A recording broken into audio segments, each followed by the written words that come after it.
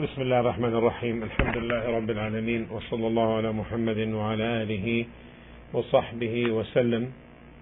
In the name of Allah, the most beneficent, the most merciful, I testify that there is no true God worthy of worship except Allah, and that Muhammad is Allah's true slave and messenger. This is the class number 21 on the discussion concerning the principles, the three fundamental principles. And the Shaykh Rahimahullah said, وَالْأَصْلُ الثَّانِي أو الْأَصْلُ الثَّانِي, the second principle, مَعْرِفَةُ دِينِ الْإِسْلَامِ بِالْأَدِلَّةِ. The second principle is knowledge of the deen of Islam with the proofs. Knowledge of the deen of Islam with the proofs. After the author Rahimahullah finished the first principle, and that was the knowledge of Allah subhanahu wa ta'ala as the true Lord who deserves to be worshipped alone, and then he provided the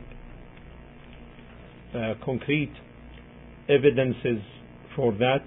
He moved to the second principle, and that is ma'rifatu deen al-Islam, knowledge of the deen of Islam.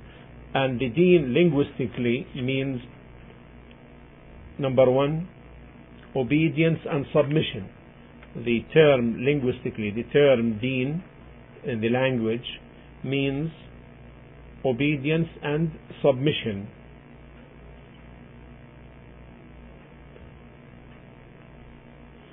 And the second is that which a person takes as his religion through which he conducts worship. This is the second meaning. This second meaning enters in what is understood, or in what is understood in this meaning. What is understood in the second meaning enters in the first meaning. Enters in the first meaning. Because anyone who takes for himself a religion through which he conducts worship must conduct the obedience and must submit. And the Islamic deen is that which Allah subhanahu wa ta'ala had revealed to the Prophet alayhi salatu wasalam and made as the final deen, the final and last one, and he perfected it for his slaves and completed by it his favors upon them. So now the term deen, when it is said, it means Islam, and its definition, its legal definition is submission to Allah with tawheed, to yield obediently to Him, and to free and disassociate oneself from shirk and its people. This is the meaning of Islam, the deen of Islam. And as you can tell, the definition which is often given by some people when they say that Islam means submission, this is incomplete. This is incomplete. And therefore the legal definition is the submission to Allah with tawheed, meaning singling out Allah as the true God who deserves to be worshipped alone. Submission to Allah with tawheed, to yield obediently to Him, and to free and disassociate oneself from shirk and its people. This is the definition of Islam, or of the deen of Islam. Because the person must submit to Allah in the manner described by Sharia. and it is to submit to Allah with tawheed and by singling Him out with all worship.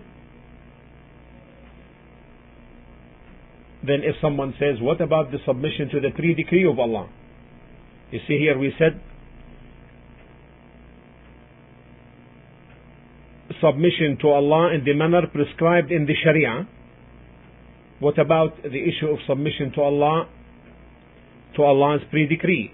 As for the submission to the pre-decree and what Allah has ordained with regards to the laws of creation, meaning universally, then there is no reward attached to that. There is no reward attached to that. Why?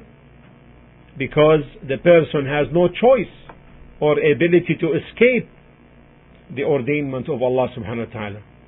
And that's why Allah subhanahu wa ta'ala says in Surah Al-Imran, chapter 3, verse 83,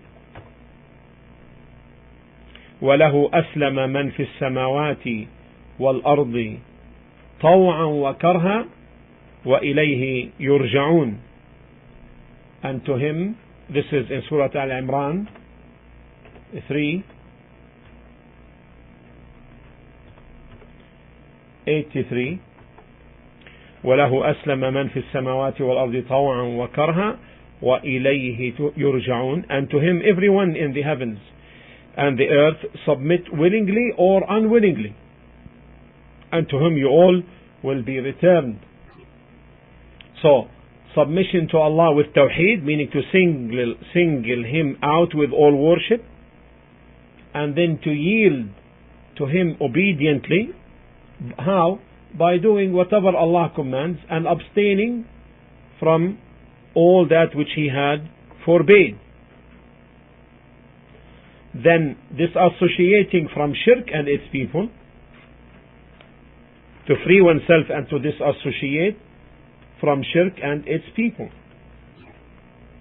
And the religion, the deen of the person is not complete until he disassociates from the mushriks and from their shirk. And it means to absolve oneself of it and totally remove oneself from it. And this necessitates separation and disassociation from its people. Allah subhanahu wa ta'ala said concerning Ibrahim alayhi salam in Surah Al-Mumtahina, chapter 60, verse 4,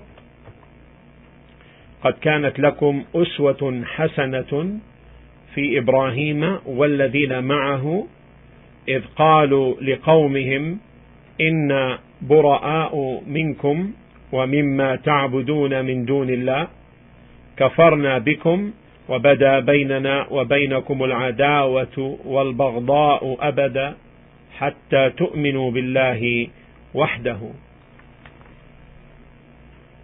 And there is a fine example for you to follow in Abraham alayhi salam, and those with him, the believers, meaning with him, when they said to their unbelieving people, we are free of you, we are free of you, and whatever you worship besides Allah, and we deny and reject what you are upon. And because of your disbelief in Allah and your worship of others besides Him, enmity and hatred has risen between us and you forever, unless you believe truly in Allah and single Him out and worship Him alone. And therefore we are called to absolve ourselves from the mushriks and their ways, and to reserve our Islamic identity, manifesting this in all walks of life. So through submission to Allah in Tawheed and yielding to Him obediently and absolving oneself and disassociating, freeing oneself from shirk and its people, through these three methods, the deen of the Muslim is complete. And this brings the issue that the other religions, although they are called religions, they are false and futile.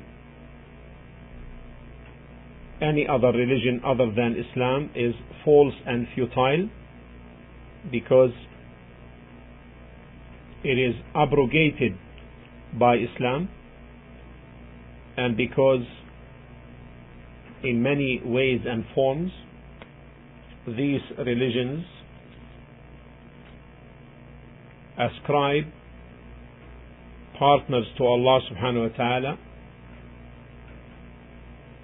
and or reject Allah as the true God worthy of worship.